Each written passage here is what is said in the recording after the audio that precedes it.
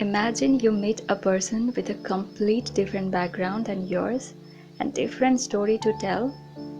Will you sit with them, listen their story, or turn your back assuming they are not compatible with you?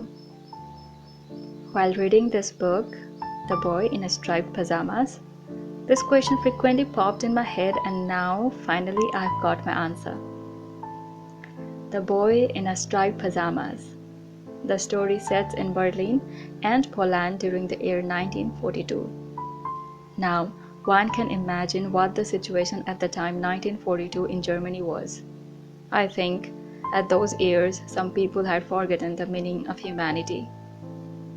The story revolves around a 9-year-old boy named Bruno, who is a happy-go-lucky, a typical school-aged child. Bruno was highly fond of his 3 best friends and his loving grandmother, who was a successful singer in her young age and person with full of compassion and love.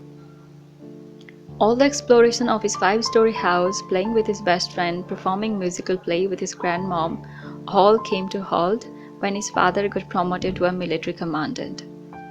Due to professional urgency of his father, they had to leave their happy home of Berlin and move to the small, secluded 3-story only house in Poland. After entering into his room, he got surprised and curious, seeing the huge similar-looking male crowd who wear same striped pajamas.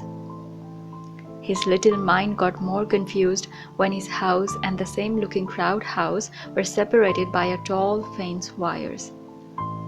One day, to kill his boredom, he decides to explore the area around his house, for which he walked for an hour, and then there he found the boy with the striped pajamas, Samuel. There then begins the story of friendship and innocence. I hyped this book with the Anne Frank diary, but the difference was Bruno belonged to the family who wore swastika sign, was in the side of a sadist, while the Annie's family used to wear yellow star sign badges and was a sufferer. Whosoever side of the story I read, the Holocaust scenario always got stuck in my mind and left me in tears. As always, I write a letter to my favorite character, and here it's Nathil, Bruno's grandmother. So the letter goes like this.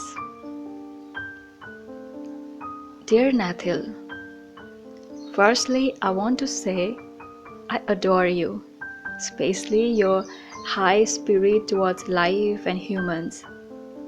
You always followed your passion. You never let your love for singing die even during your old age. You know, Nathil, I always wanted to act in a home play like you used to direct and produce during Christmas Day. In one way, it rekindled my childhood desire.